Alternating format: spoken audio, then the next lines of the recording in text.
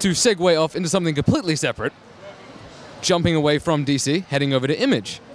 You guys left the comfort nest, if you will, and spurred out to make your own creative content, in your case, Greg, and brought Nicola along, with Black Magick. Why did you come back together to take on that project? I'm gonna take it. Well, okay. Again, Greg and I have been trying to work together for over 10 years, looking for opportunities, and it's getting there now, isn't it? And sort of the bad timing, or just not quite getting what we hoped we would get. And eventually, Greg had left DC a few years beforehand, was, doing really well in creator-owned with Lazarus and, some various other projects. And I was getting ready to leave DC, and when I approached Greg, what are you working on at the moment? What ideas have you got cooking? He ran the idea of Black Magick sort of past me, and it ignited every genre, non-superhero genre spark that I have, because, witches are my occult characters of choice. And I don't see a lot of witch fiction that speaks to how I see witchcraft and the sort of the religion behind it. And at the time, Greg had another artist potentially attached. But over the next couple of years, while I was wrapping up with DC, it became clear that it might still be available for us to work on together. And so we started developing it further, and that's kind of how it came about. Yeah. Michael Lark and I were, before we did Lazarus, we were looking at doing Black Magick. That was actually the initial idea. And for a variety of reasons, it didn't quite gel. And instead, we ended up doing Lazarus, which Image is still publishing. So, when I told Nick, well, it's Black Magick, she was like, yes. Right. And I would have been stupid to say, nah. So, I mean, I'm not sure what more to add. We had to take a hiatus from the title while we did the Wonder Woman Year One storyline. But Black Magick will be back in June of this year. We've got a one-shot in June.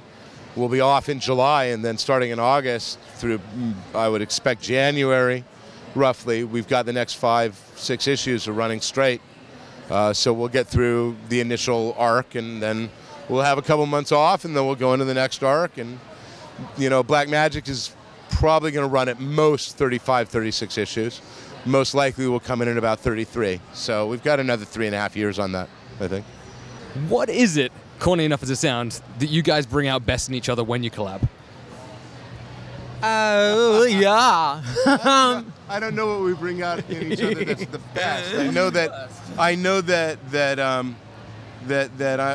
I have the designation of Nicola's brother by another mother. Yeah.